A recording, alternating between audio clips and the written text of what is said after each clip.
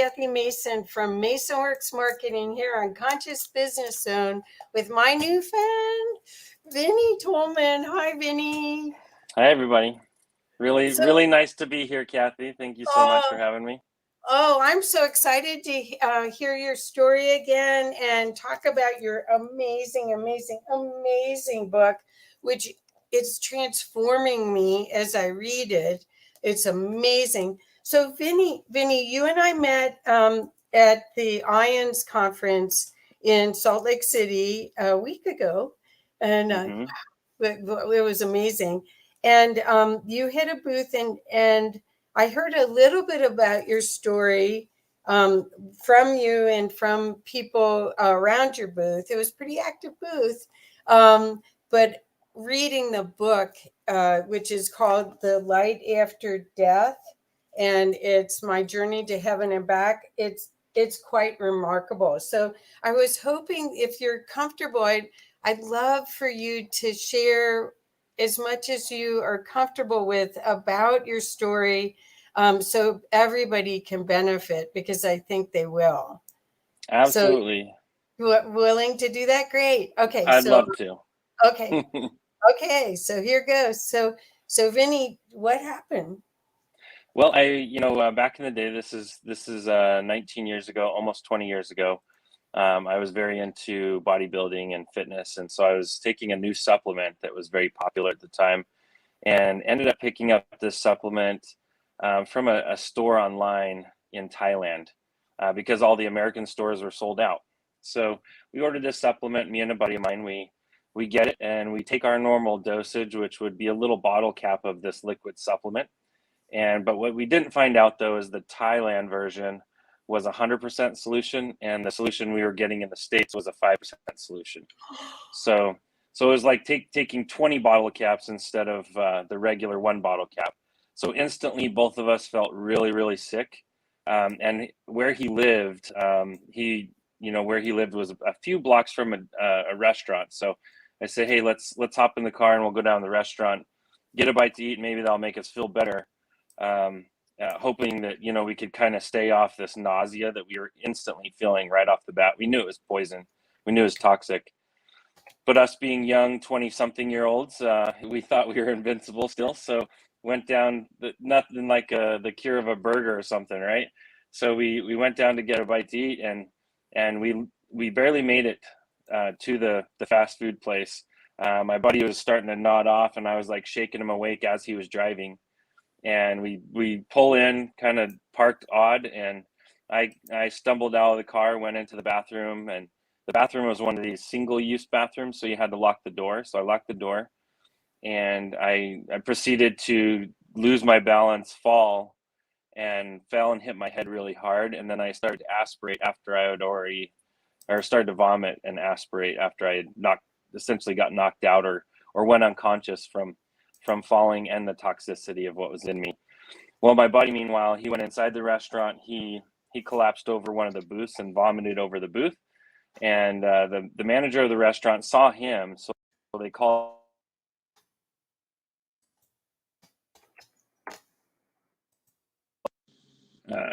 over to a hospital, got his stomach pumped, and he was released the next day. But meanwhile, I'm still in that bathroom for a good long time, long enough that one of the customers that was there kept trying to use the bathroom and couldn't get access. So he finally got the manager involved and said, hey, I need to get access to the bathroom.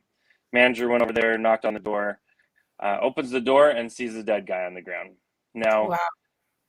At this point where I went from the room spinning. The room literally started to spin on me as I went and unconscious. I woke up in what felt like a movie theater. It really did. It felt like I was sitting in like the fifth row of a movie theater, and I was watching on a screen what was going on down below me. And it looked like almost a camera angle or a camera pan angle that from the ceiling down. And I was watching this dead body and watching this manager and watching my buddy get hauled away in an ambulance. So I was seeing all of this stuff happen. But it didn't dawn on me for a second that it was me, because me was up here watching it, and it was not possible for me to be up here and down there at the same time. So I proceeded to watch them, call 911. It took a few minutes, but an ambulance shows up. They pronounce the body dead.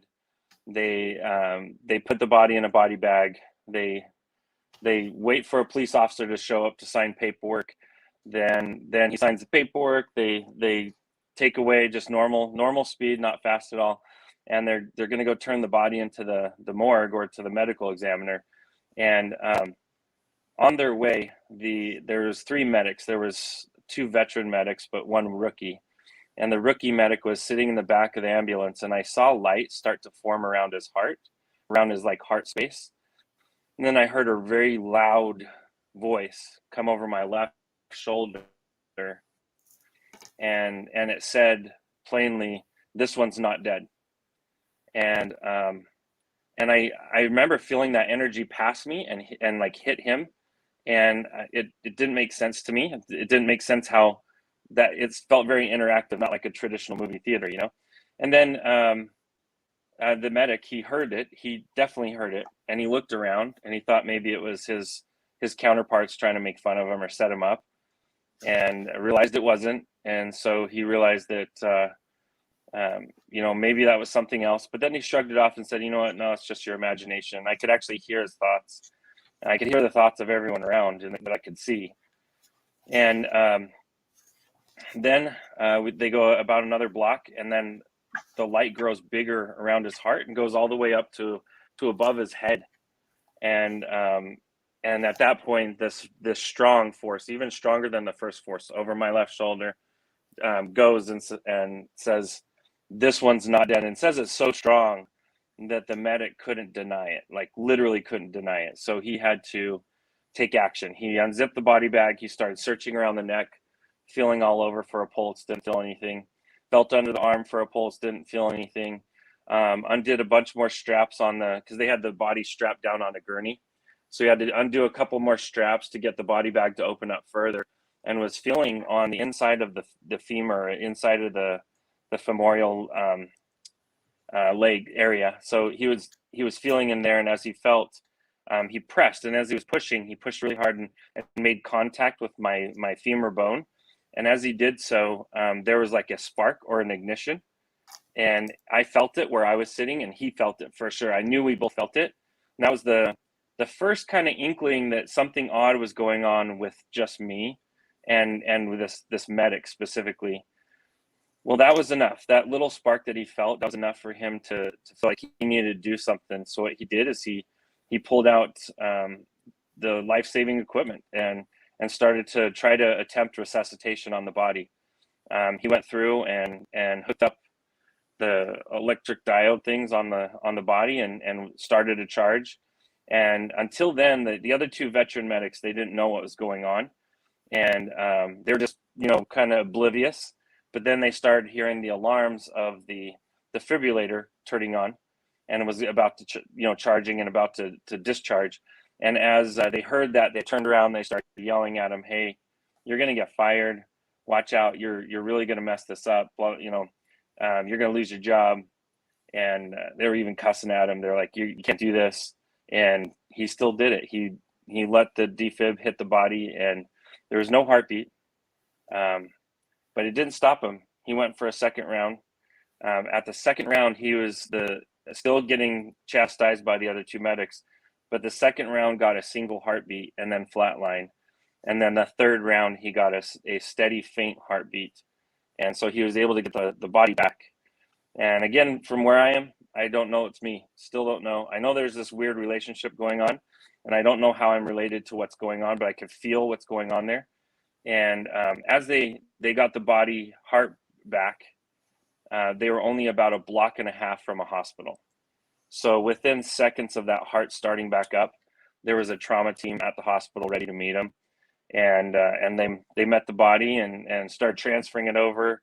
And the body at this time started convulsing and going to seizures and foaming all over at the mouth. And as that was happening, they were strapping the body down. And that was the first inkling that it was me, because they strapped the legs and I didn't feel anything.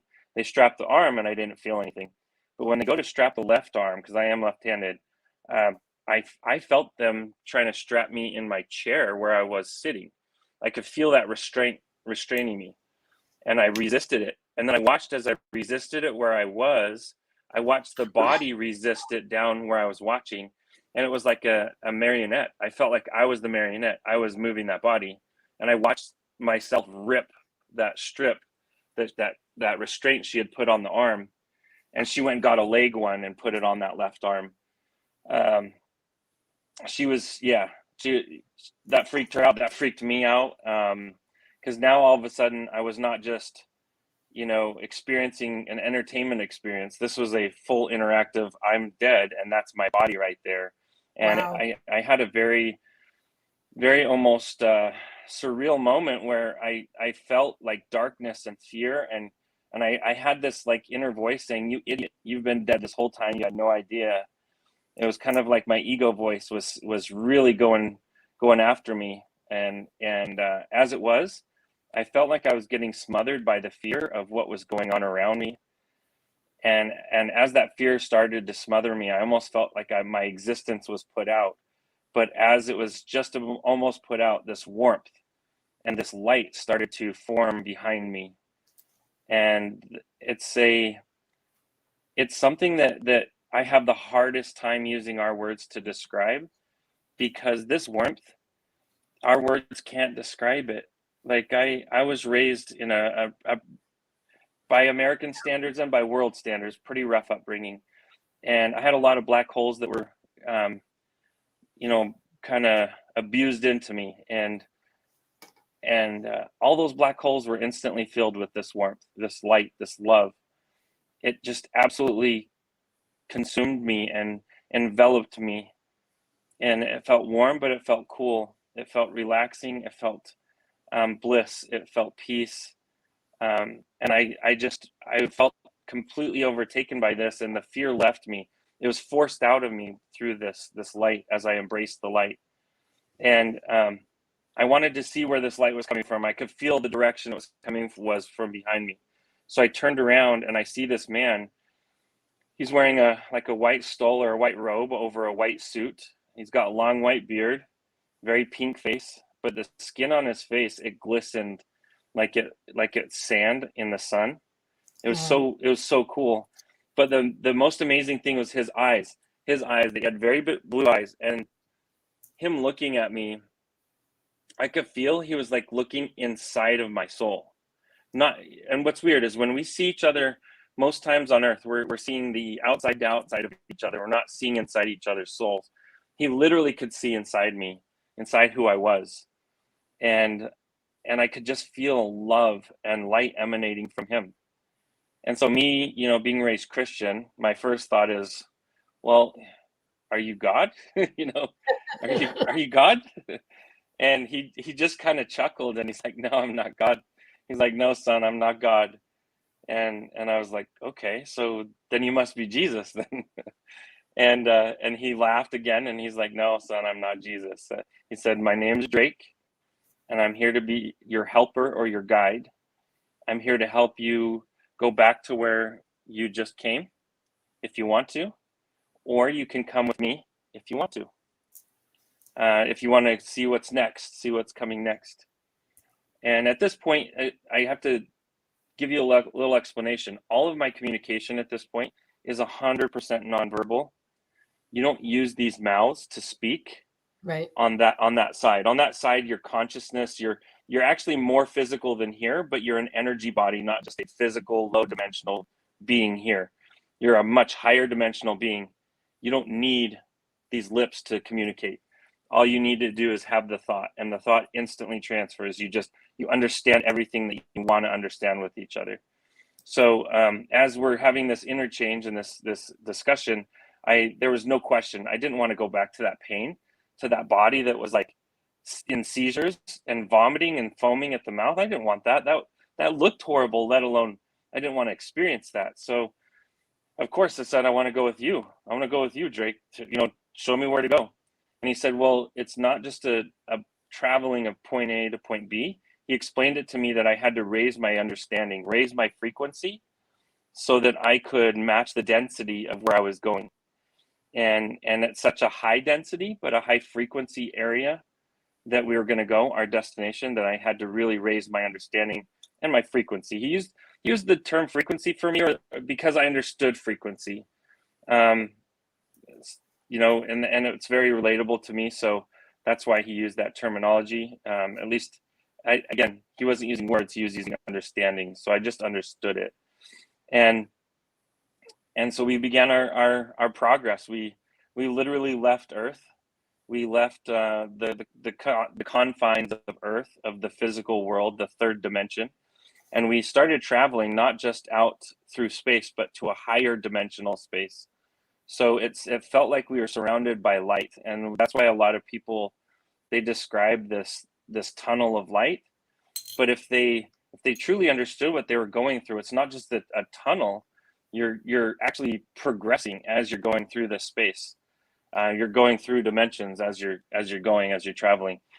And you know, I'm actually friends with a few quantum physicists and a few physicists who understand the quantum realm, and a lot of them fully believe in my experience because of how I've described it. And I haven't, you know, I'm an amateur physicist, nothing professional with it, but I understand physics really well since my experience, because of the understandings I gained along the way. And primarily, Drake taught me 10 really strong principles. The first one being authenticity. He taught me that until I can be authentic and be my true self, I can't truly progress in my eternal scheme or my eternal existence. So that meant I had to peel away all the different aspects of me that were not me. And that was one of the hardest things, because I thought I knew a lot about religion, about Christianity, about my path with God. And I didn't know anything, actually. I knew very little, very, very little. And there was a lot more I had to learn, a lot more. I had a lot more I had to embrace before I could truly be my authentic self.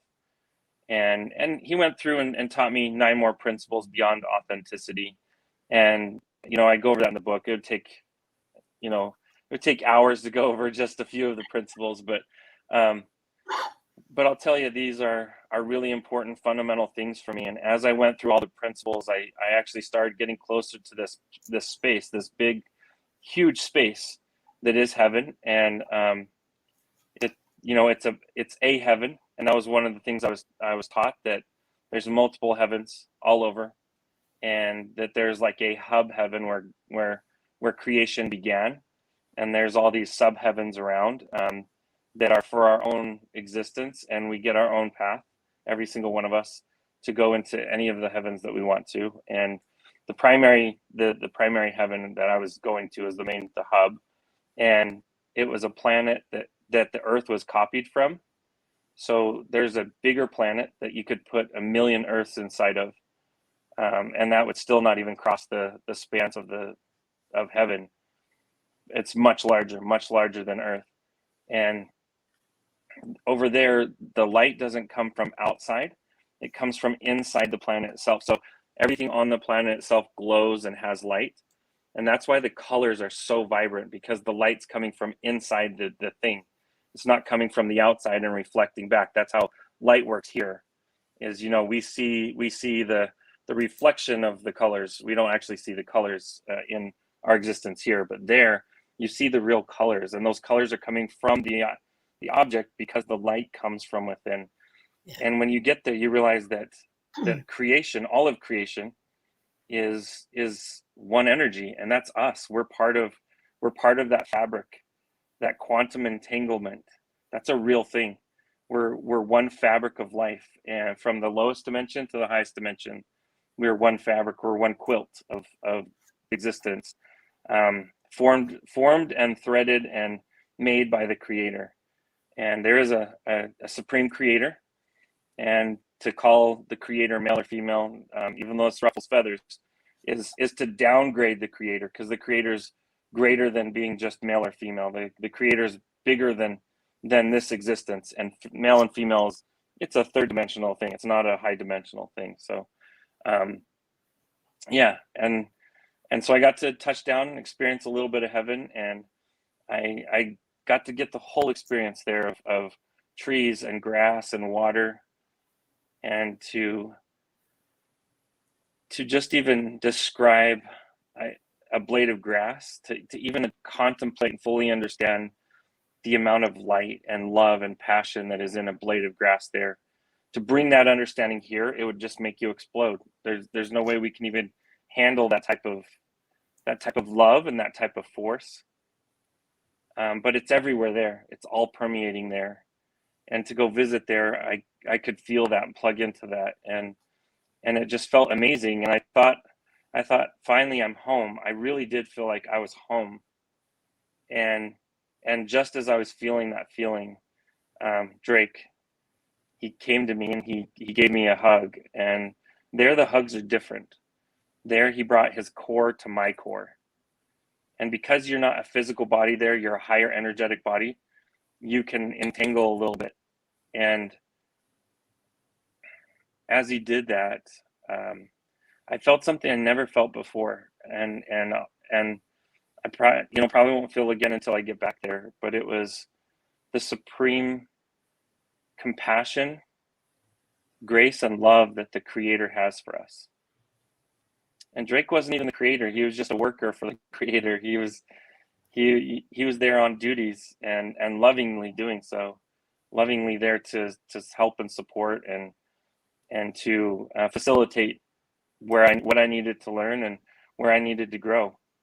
But yeah, it was just an absolutely amazing experience. And then right as he said, or gave me that hug, he told me, he said, Vinny, this is going to be really hard, but it's going to be worth it. And right as he said that, I started to hear in my ears, I could hear a blessing, a prayer being given to my physical body. Now, mind you, this is 3 days later. I've been in a coma for 3 days, by the way, at this time.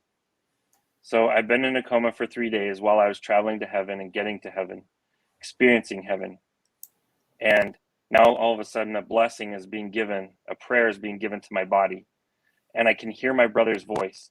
But not only can I hear his voice, I can actually hear his love for me. And me and my brother haven't had like the best existence. We both had it kind of rough as kids, and we were survivalists, so we took a lot out on each other, and I could truly feel his aching love for me. And that's what forced me back to my body, was his love. And it was destined to be that way. But I could feel that love was that love that God has, that Creator has, exists inside of us here on earth too. And I was feeling that for my brother. So to me, it felt instant. I felt like I was rushed back into my body. And my first instinct was, I just woke up in a hospital. I actually didn't remember any of my experience. I just woke up in the hospital and I felt extremely claustrophobic, extremely. So much so I ripped every tube out of me and off of me, every sensor diode thing on me. I ripped it all off. There was a belt around my waist. I ripped that off. I ripped the gown off of me, like the hospital gown off of me. I ripped everything off me. And I just stood there, still feeling like I couldn't get out of this feeling of claustrophobia. And later I learned, I remembered, and I'll talk about in a second, when I remembered my experience, and it came to me as an all instant download. And as it did, I remembered that our physical being here is very tiny compared to our energetic being. Our energetic being is 3 times bigger than us here. And so to force that energy down into the body again, that would make sense why I was super claustrophobic, and still am today a little bit. Now I work through it with meditation and other things, but I'll tell you, there was a long time where I couldn't be around people or in a closed room or a place that didn't have open windows or doors for a long time, because I was super, super claustrophobic. And so here I am standing naked in a hospital room, just taking deep gasps and breathing really deeply, wondering what just happened to me. Why am I in a hospital? I had no recollection of anything. The last thing I remember doing was saying to my buddy that we were going to go up to the capital city and go to a car show. That's the last thing I remembered. I didn't even remember taking the supplement. And or at least that part was really fuzzy to me. I just could remember that we were going to go up to this car show, and so I'm wondering, how did I get from there to this hospital? And it seemed like it wasn't the same day. Even I don't know how I could know that, but I knew it was also about 1 a.m. And at 11:11 I woke up. Actually, 11:11 I woke up. And then as I was trying to escape the hospital, the nurses screamed. They freaked out. They forced me back into the room. And all night long I signed paperwork and signed release liability stuff to allow myself to get checked out. And then they also had to have every department go through and vet me and say that, okay, I guess if he's here talking, then he's okay to leave. So yeah, that was my experience. Now, 3 days after it happened, I was invited to a dinner with my sister and her family. They actually came down to where I was living to come eat dinner with us. And I go to this dinner, and she kind of corners me that night and says, you know, you were dead, right? I'm like, yeah, I do know. Yeah, everybody's been telling me I'm the miracle guy, that I was dead and I was in a body bag, and everybody's at the hospital was telling me that I was the miracle. And she's like, well, you know, did you have an out-of-body experience? And at that point, I really didn't remember anything yet. I didn't. And when she asked me that, my mouth, my brain said no. And before I could say no, though, what came out of my mouth was yes. And I have a guide, and his name is Drake. And I'm like, what? And it was almost like somebody was saying that out of me. And then it hit me. I'm like, oh my God, this is real. This is real. I met God. I met God's energy. I went to heaven.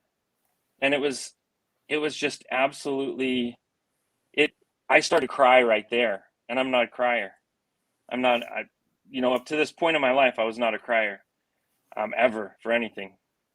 And I started to cry, and that kind of freaked my sister out. And she's like, well, just go sit down and eat. Just go sit down and eat, And I just sat down. I didn't even, just sat there, and it would just hit me that I had this recollection of everything that happened to me. Wow. All came at once, and it was just a dump right into me. And I equate it in the book, spirit energy and spirit knowledge. It's kind of like walking in somebody's house that's cooking spaghetti.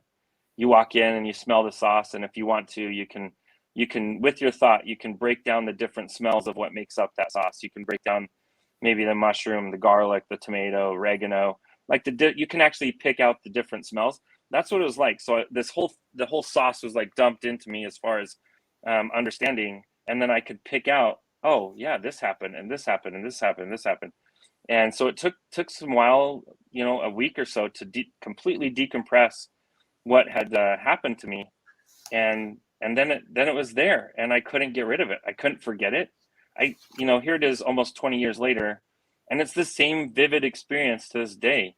I can't remember sometimes what I had for lunch yesterday, or I can't remember certain things, but it's there forever. And since then, if you read the book, I had many confirmations that because at first I did think, you're just delusional. I was very scientifically minded, and my neurology science would teach me that, that's just my imagination filling in the gaps. And so I was believing that in the beginning, and I explained that in the book too, how I came about understanding that I wasn't crazy, and that this is a real existence. So the spirit existence is the real existence. So our spirit body, again, is much larger and bigger and eternal, and our physical bodies are here for a short little stop, just to learn the power of creation, learn how to create and motivate yourself, and learn to love, because that's creating relationships when we love. So that's what we're here to do. And just like I was, a bodybuilder before, now I'm a spirit builder. That's what I do. I really do. That's perfect. That's perfect. So I love this book, and I'm sure I'm going to read it more than once, because it's really deep what Drake says to you. Yeah, so I'm on page 68, you guys. The light after death. It's okay. I'm just going to read this one little paragraph. Okay, it's in this about prejudice, but this is what Drake says to you. He explains to you, God created all life. We are all one, far more than you realize. When you feel dislike, hate, or prejudice towards any of God's creations, we are really directing those energies to our Creator and back to ourselves.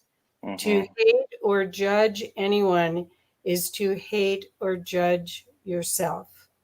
Yeah. It's one of the gems in here. I mean, it's just been, I've been going to sleep reading this, hoping I could get it done before. And I feel I wake up like in this incredible potential. That's what this book does for you. It's more, it's not hope, it's action. It is. It's not empty hope. It's actually what we should have been learning from our religions our whole lives. And you right. know what's funny is it's all there. Like if you go to almost any religion, what's in the book is already in that religion. It's also muddled up with a bunch of fear and a bunch of judgment and a bunch of other things that ruin religion. And that's one thing I love about the book too, is my experience is very religion promoting. It doesn't try to pull you away from one religion to another. Right. It empowers you within your realm. You know, if you're non-religious, it empowers you. If you're atheist, it empowers you. Even if you don't believe my experience, if you just look at the principles that are in it, which I've challenged some atheists to read it, and when they do, most of them, actually every single one that I've challenged, has said that they feel better for it, that they feel that those are 10 true principles. And here's what they recognize, that the universe is much more vast and greater than they could understand. And maybe there is a force out there like a creator. They don't ever want to call it a God, but but hey, use the terminology and words that you work for you. And I'll tell you what, it can help you connect to your creator. It can help you connect to the universe, if you feel better saying it that way. But I'll tell you, those principles landed on me and I couldn't shirk them. And it took me years to implement them. And I still actively have to implement them in my life. Because if I don't, I actually started to get sick. Since my experience, when I don't synchronize to the principles, I physically get sick, like literally so ill that I could die. So that's the only remaining symptom of my experience, is I do get extremely sick if I'm not synchronizing or syncopating with, fully with my experience. And that's hard to do because I'm a physical being still, like we Yeah. all are, right? And we make Yeah. mistakes, we get distracted, we watch the news or something and it sets us off in the wrong direction energetically. And I have to be very careful about being mindful of my thoughts, my breathing, and most importantly, my intentions. But like you were talking about in that you quoted in the book about having anger or having judgment towards another, it's like pointing your hand. So when you point your hand, you're pointing, one finger towards the other person, right? You're pointing your thumb up to God or the creator. So you're blaming that person and God. And then what happens to those other three fingers? They're pointed back at you. Right. So you're literally taking that energy 3 times what you can send out. You're getting back on your own heart, on your own energy. And everything's energy. Everything is energy and frequency. If you fully understood the universe, how it works, and how our spirit body exists, everything is energy. Everything. Frequency and energy are the same thing. Frequency is the measure of energy. And well, I had a spiritually transformative experience. I didn't have a near-death experience, and it was over 18 years ago. And something similar happened when you were talking about being claustrophobic. I see it every single morning. oh, you do. Well, basically what happened is the process that I was part of, it was part of a workshop, and it was 2 weeks long, and you'd been working on releasing all of your stinking thinking and all of the constructs that you have created for your story of yourself. And so by the last couple of days, you're like worn out. I mean, you surrender for sure. and the process is a part of Avatar, part of the Wizards course. It's called the Ultimate, and it releases everything that's in your field except you. Mm-hmm. So I eventually saw God, the energy of God, and Mm-hmm. my energy. I saw the connection of it. And what it was is because when you said being claustrophobic, I saw this body as like an ant in a huge spotlight. And Mm-hmm. I've spent 18 years trying to clear as much as I can so I can hold more of that spotlight in Yes. here. Yep. And so that's what and what Drake did for you is he helped dissolve. When he hugged you, he helped dissolve all of those obscurations, the Yeah. dark energy that was in your cells from your thought processes or emotions. Probably a lot of it's emotional block, trauma. Emotional. Yeah. Yeah. That allows you to hold more light, because you beam light, Vinny. You do. And I want to beam light. I mean, I consciously want to, because we're holding ourselves back, not no one's Well, doing it to us. well, what's really amazing to me is, since my experience, and the more I share it, the better I get at doing it and being a practicing of this, that everyone I meet, no matter where, no matter their condition, environment, upbringing, lifestyle, belief system, whatever, everything that they are, I see that they are God. They're a finger of God on God's hands, Yes. and I love them for that, no matter who they are. And thank you for saying that. I beam that light. I try to do it every day. I'm not perfect because I'm still human, but I do. My intention is to bring that love that I felt and share it with the whole world, literally the whole world. And that's my attempt in this book. I mean, this book, it's so hard. It's only 160 some odd pages, but I'll tell you, it's so hard to get into words what are not things that you can put into words. But I do my very best, and I have an amazing writer named Lynn Taylor, who you also got to meet there. Yeah. He's so gifted. And then we had the amazing Sydney Miner as our editor, and she was just absolutely awesome at what she does. And between the two of them, we were able to make this a really good book. You did. Very well written. Everybody who reads it says this is very well written. And I want you to know that these two great people are the reason why my story's out, because I still have a hard time forming words around these formless things. And Lynn is my way of doing that, because Yeah. I would say, well, it was like this, and he'd say, well, wait, stop for a minute, let's talk more about this, and he would help me get it into words. So it's been a divine relationship, which literally was set up by God. And if you read the whole book, you'll understand how it was set up by God, that I was supposed to meet Lynn. It took me a long time before I could meet him. And once we both met and we knew we were supposed to work together and get this book out. Yeah, I did get to meet Lynn, and we'll maybe do another one with Lynn. Yeah. Because it'd be cool to do that. But I wanted people to realize your your explanation of what you went through is a guide to everyone of how they can live their life now. They don't Mm-hmm. have to have a near-death experience. No. Actually, Yeah. they feel it. If they're sensitive, they feel it. There's a picture of you.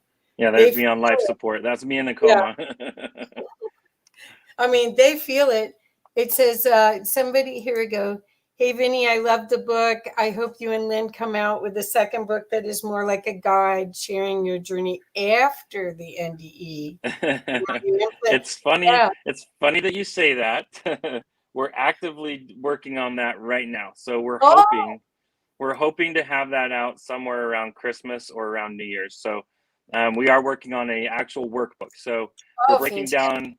Yeah, we're breaking down not just the 10 principles, but a little extra of what I did learn there, and learn about our divine relationship with this physical body, and how to have a a synchronistic experience with the physical body. And what's cool about it is by me teaching it, I have to practice it too. So it's helping me at the same time as we're creating this workbook from the stuff I learned. Yeah. Well, I think I met you and had interaction with you before the conference, and I think you are practicing it. You are it. You're embodying it, and anyone that connects with you feels the deep love that you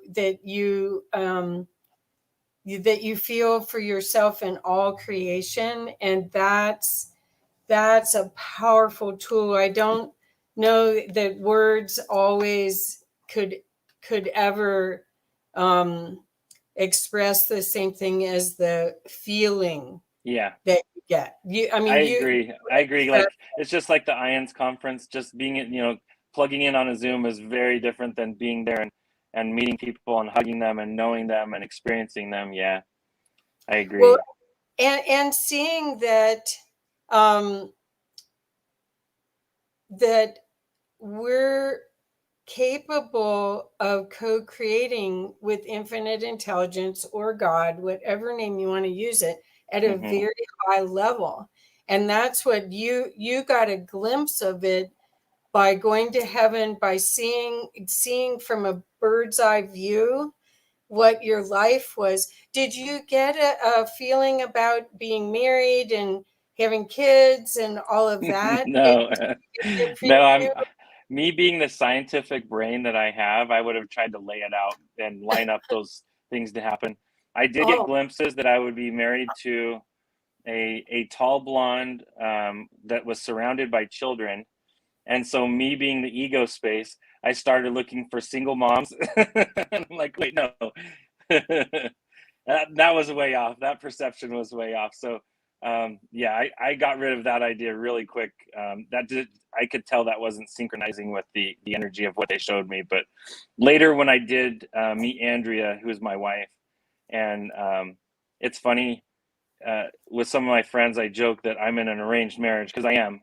And my wife says that too, that God arranged our marriage because we were too busy on our own paths to not meet each other, that God had to force it to happen. And once we met each other, we knew from the second we met that we were supposed to get married. We were kind of fighting it off for 3 days before we even went on a date. And that's also spelled out in the book. You'll read more about that, Kathy, as you get to the end of the book. Yeah. Oh, I'm so sorry I haven't finished it yet, because then I would be asking you all sorts of other No, you're good. questions. You're good.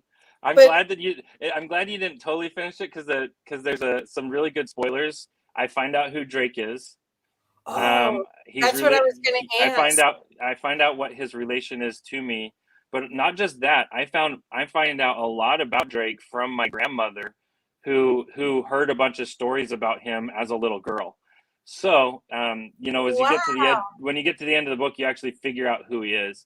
And and that was part of my whole experience. So up until I had that reckoning of who he was in this real world, the physical world, I say real world, that's wrong. The real world is there. In this third dimensional world, I figured out who he was. And once I figured that out, I realized that I couldn't just randomly pull out of nowhere with my imagination and just make up a human being. And not just that, make up all his characteristics that other people confirmed for me. Wow. So yeah, it's just God, even though I have a strong ego, and the ego is an acronym for edging God out. Even though I have a strong ego, all of us do, I wasn't able to rationalize or irrationalize myself in or out of this existence, this experience that I had.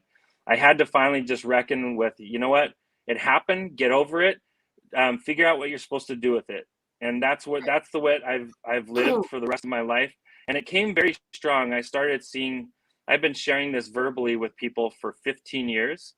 And I would say 95% of the time, the people who I share it with come back later and tell me that it changed them, just to hear the experience, to be a part of the experience, just to be in my energy where I can express that love that I felt there. And they feel that.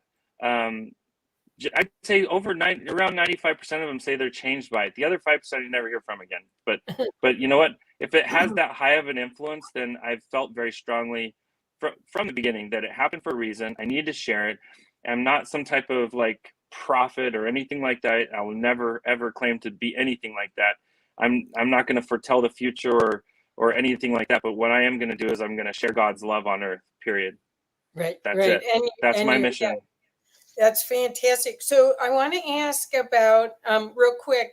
One of your chapters, which is chapter 13, lucky or unlucky, is the purpose of evil. Could you explain that? Because I know contrast is important for our growth, but what is the purpose of evil? So the purpose of evil is, I'll explain it this way. When we were, in our pre-existence, before we came here in the physical realm, we were up in heaven. We're surrounded by love, that love force that's all permeating everything. And we didn't have very much free thought because everything we wanted synchronized with what God wanted. And God realized that we weren't growing in that space. And so God threw out the option, hey, if you want to learn more and have more agency, learn to make your own decisions, make your own choices, make your own creations, you have to get distance from me. And that essentially is like the Big Bang, the big expansion, where he sent those who volunteered, who wanted to, out to the outer parts of the universe, and where we could learn to make our own decisions, where God wasn't sitting there with his love. Because here's the thing, God's love is so strong, to even be near it, you just want what God wants. That's it. Whatever he wants, you want. Whatever, God, the universe, creator, whatever words you want to give to the creator, whatever the creator wants, you just want, because that love is so strong, you synchronize with it. You can't get out of sync with it, which that's really good in ways, but that's also really bad for the growth perspective. Our spiritual muscles, our free agency muscles, were non-existent. So God knew for us to build our free agency, build those muscles of creation and actual loving with intention, not because it already felt so good, but loving with intention, creating relationships. To do that, we had to get away from him. And so God created a ladder. A lot of people, they call it Jacob's ladder, or the proverbial spine of the spinal column of the body, where we go to this outer layer of existence, where God is not all permeating, but God is there remotely, but plugged in remotely. So we have to really seek to find God in certain people and places, and through our hearts we can find God here. But we have to empower ourselves with agency, using the power of creation. And for people that say, how could there be a God that would let such bad things happen? Well, that's because you're living on the Monopoly board. So get your consciousness away from the Monopoly board, get away from the game board, and realize that everywhere else is all permeated with God's love. Feel that love, connect to that love, exist in that love, and you'll understand, okay, now I understand why we have to have agency. We have to. And with agency comes mistakes, comes the opportunity for people to do bad and good. Because if you say, well, let's have agency, but only to do good, we might as well be in heaven. Does that make sense? Yes, and yes. so that's the purpose of evil, is for us to make decisions.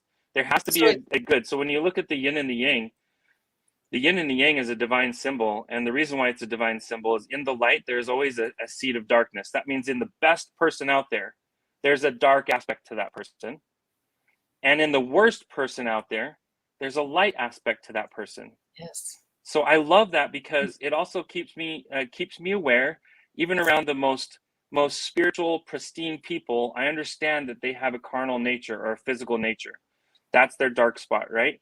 And around the most carnal people, the most evil people, I understand there's some light inside. There has to be, because if they're still alive, there's at least a small bit of light. And if I can connect to that light, the same way that my medic connected to me, he connected to my light, and we had that spark, that ignition. If I can do that with my love, my intention, my hugs for people, then maybe I can activate that light inside them. And that's my goal. I walk around like a charging cord. I want to activate the light in everybody. I want to make it brighter. I want to make God all permeating in this universe. And as we do that, this universe here will be just like heaven. We can make heaven here, and the only hell that exists is here. So we can make heaven here if we choose to.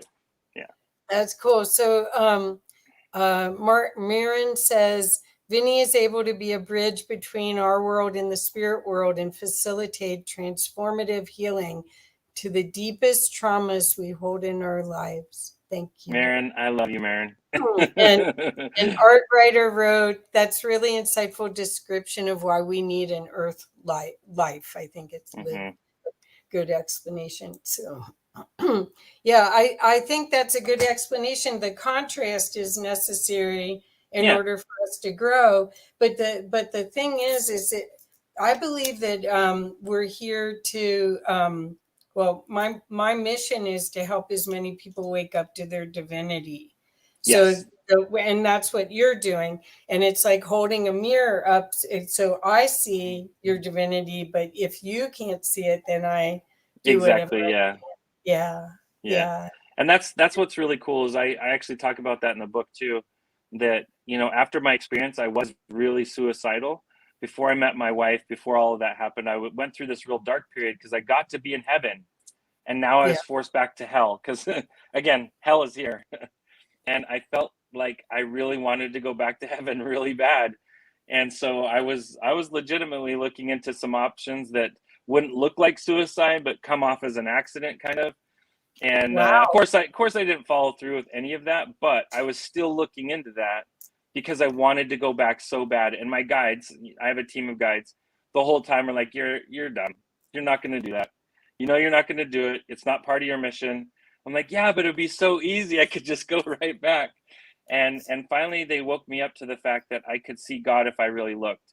And one day I started finding God in my own eyes, and I started finding God in other people's eyes, and started to realize that, oh yeah, what I already learned is that God is there in all of us, and it's up to me to find it and to activate it and bring it out. And the way to bring it out is through love. I really genuinely love this life. I love the people around me. Love is me. I love life here on this world. Well, it's when you learn that you're creating all of it, and you can create it with love or with hell in mind. I mean, our negative thoughts repeat and go on a treadmill, and you can get caught in them. So in a lot of ways, some of this is like the law of attraction. It is. Work. You know, one chapter is like, oh, that's law of attraction. It is. So it's funny, you know, all these different modalities, they all weave together as part of the fabric of life. And, you know, it is really beautiful when you step back and you step away from the Monopoly board and the game board, and you realize that God built this whole fabric of humanity and existence out of that love, and that all these different fabrics, all these different weavings weave in and out of each other in beautiful synchronistic ways. And when you really open yourself up, like we were talking before we came on with that experience at IANS, that God really, when you allow God in your space and you allow love in your space, miracles happen. Literally modern day miracles. When you look at the mathematics, the possibilities of these synchronicities lining up the way they did, it would be like winning the lottery like 8 times in 12 hours. Right, it just doesn't happen. It's not possible. Right. And, well, that God's the only explanation. Yeah. Yeah, that's what Suzanne Giesemann said to me. That was a setup. And it's like, oh, okay. It's like, and I was like, oh, and I helped. It's like shake and bake, and I helped. Well, I'll tell you what, everyone has guides, whether they know they do or not. Yeah. And I'll tell you what, when you get really good at this, you can plug into their guides and you can talk to them without using words, and they'll actually do things for you to help you in your path, as long as you're coming from a love space, not a manipulation space, but a love space. Then they'll do that, and it's really a beautiful thing to watch and be a witness of. There was one time we were shooting some maternity photos for my wife, and we were shooting in this place just by our house called Lake Las Vegas. And there's some really beautiful Tuscan scenes there. And we're trying to set up, but it was a busy weekend. There's all these people. And the photographer's like, man, I wish we could just clear this whole area so that we could get some good pictures. And I said, well, give me 3 minutes. And I did a meditation. I connected to everybody's guides in the area. And I was in a really good love space. And everybody watched as just the space completely cleared. That's the power that all of us have. And that's not and I had to come from a space that I really wanted to love everyone around this space so that Yeah. we can, out of that love, have it just some really pretty pictures for my wife for maternity and stuff. So it was an awesome experience for me just to witness that, because my guys were walking me through that, you know. I didn't even know that that kind of thing was really possible with groups. I'd experienced it with 2 or 3 individuals at a time, but it was awesome. And that's the power that all of us have when we plug into God and we plug into our guides, and we get this strong connection there. You don't have to die to get that connection. It's all about understanding the rules. And that's where the book helps you, is it starts to kind of give you that foundation. Once you can apply those 10 basic principles, then I think the workbook is going to take you the whole next level, where you're able to work on your breath work, on meditation, recognizing the God space and where that is and how to connect to that space. Yeah. Well, I think the other part of this is choosing to love yourself, because this, I mean, you can read other people's experiences and not get a visceral change from it if you're not ready to love yourself. And Right? I'm very strong on that too about the book, is the book's not for everybody.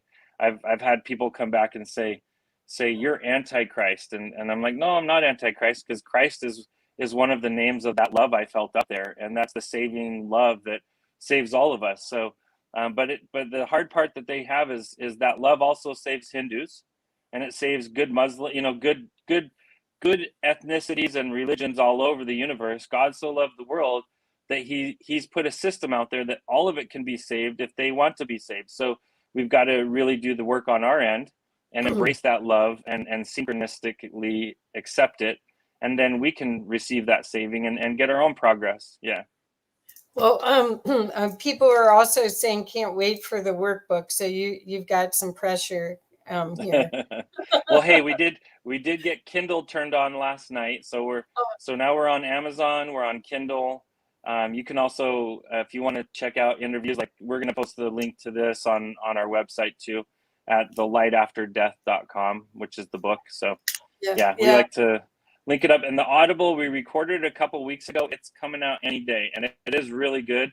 And it's weird because I don't have an Audible type voice that's good for recording books, but I swear to you, like Spirit walked me through it. They helped me, and the second it was done, I tried to recreate what I did. I couldn't. So I'm telling you, like, You're in the Spirit's big time zone. behind this. Yeah, Spirit's big time behind this. Yeah, this is great. Well, there's so many wonderful lessons that everyone will get from this. I'm sure my audience, which is conscious business owners and people that are interested in being servants in this lifetime, servant leadership, that they'll benefit tremendously from it. And I can't wait to see what you do next, because really you're on a mission. Now you can feel it. You can feel that this is going to transform, and it might be part of the divine masculine that's changing right now. All of us are trying to balance our divine masculine, divine feminine, and here you are, this muscle guy. And big teddy bear, great hug. And you're showing other people how to be really living from their heart and the blessings of that. I mean, this is a game changer for people right now that are feeling victimized by their situation. They don't have to be victimized anymore. Nope. I tell you what, if just the basic principles in the book, if you can apply even the basic principles, you don't ever have to be a victim again. And you can turn yourself from a victim to a victor, and be victorious in your existence, no matter what's going on. And your environment doesn't need to change. Who your parents are doesn't need to change. Who your boss is doesn't need to change. But what's awesome is it's a switch. Just flip on your light, and now you are victorious. You're not a victim anymore. Well, and you're also not alone anymore. Yes, because you're never alone. Never alone. And you know what? We got it. It's hard though, because sometimes we don't realize that we have that radio inside of us that we need to turn on so that we can connect to God and connect to divinity. But yeah. So Pandora's box is saying, God bless you both. Your message, insight, and love will reach very many people worldwide, I feel. Thank you very much for bringing your truth and insight to all. Godspeed. That's what Thank we're you. here for. Yep, Yay. here to share the light, and that's why Yeah, we call it. That's why we call it the light after death, because I really had to die to learn how to live, because the way I was being raised, I was essentially living dead, essentially the way I was before I died. And if I could leave anything with anybody today, it's there's extreme power in love, and genuine love starts inside first. So you've got to learn how to love yourself. You've got to learn, number one, how to forgive yourself, love yourself, and then forgive others and love others in that step. So forgive oneself first, love oneself, forgive others, no matter whether they deserve it or not. Just do it, because drinking that poison of unforgiveness is never going to kill anybody but you. So right. let it go, forgive others, and then you can start loving everyone. It's amazing, it's empowering, and that love is all permeating to the universe. Once you see it and experience it, it's everywhere. And things will start happening for you in ways that you have no idea how they happen. That's the miracle of love. And expect it. Expect it. Yeah. Expect the opportunity. And don't ever turn it down. Don't ever turn it down, because once you get in this God space, like miracles, literally, the fact that I have a book that's out is a miracle. The way it happened is love, literally love. So, I mean, everybody, that love is magical. And so when it comes to you, the opportunities come to you, you're going to be like, no, I can't take that. I don't deserve that. Don't do that. Don't turn away God's blessings. Accept them. If God's willing to give them to you, accept them, period. Well, I think this is a whole nother conversation I'd love to have, because I really see that when you look at the IANS community, the near-death experience community, or the spiritually transformative community, they're fearless. They get inspiration. They get the memo. Yeah. And they act on it. And we need more of that expression shared in our time right now, because we're in a huge time of change. People don't realize how powerful they are. And this book helps you realize how powerful you are. And people don't realize too that the ascension that people hear about in different religions, it's not the ascension of people leaving this earth. It's a group of us raising our minds and raising our frequency of love and connecting to God. And us plugging into God brings a stronger presence of God here. And that's the return of the Christ consciousness. That's the return of the Christ love on this planet again. It shows up in us first. And as that happens, there's going to be this separation between low frequency and high frequency. And we are going to completely separate as societies, where there's going to be high vibe society and there's going to be low vibe society, where people exist in a very fearful space. And you know what, if you want to choose the low vibe, turn on the news, turn on the 24-hour news. It will keep you there imprisoned in your fear. But if you want to embrace God and the light, go out in the light, get outside, embrace light, embrace your inner light, focus on your breath, and experience God where there's love. That's it. Perfect. Thank you. Thank you. You weren't even at a podium when you said that. So Vinny, what's the best way for people to reach you? So I make sure that everybody gets a chance to talk to you if they want to, or get your book for sure. Yeah. So I have a website, Living God's Light. If you want to connect through there, we have an email set up that we try to get over anybody who emails us and respond. That's one of the best ways. I'm also on Facebook and pretty active there. Any updates, that kind of stuff for the book, I try to put it there, because I have a lot of people that check there for me. Yeah. Oh, good. Okay. Well, we'll have to do this again, because I do see this conversation as being, especially after I finish the book. Yeah. I'm sorry I didn't get through it all, but I love it, and I will definitely give presents of it to other people. It's wonderful, wonderful. Thank you, Kathy. Yeah, thank you. Bless you for what you're doing, and bless you for what you're doing. You're the one you're the one who set this all up, and I love you for it. And I also love you for not doing it either. I just love you, Kathy. So you're an amazing person. And I can tell you, like, you don't see your light, but I do. You're an actual beam of light that you were shining all over that conference. So Yep. I could see Yep. your light shining everywhere. Yep. That's my intention. So yeah, thank you. Thank you. Thank you. So we're going to have to shut off now. I'm Yes. sorry we're out of time, Okay. but we'll do this again. Thank you. And thank you for the gift that you are. Thank you Hey, so thank much. you. And have an amazing, blessed day. Love you You guys. too. Love Bye everybody. bye. Thank you, everyone. Please share.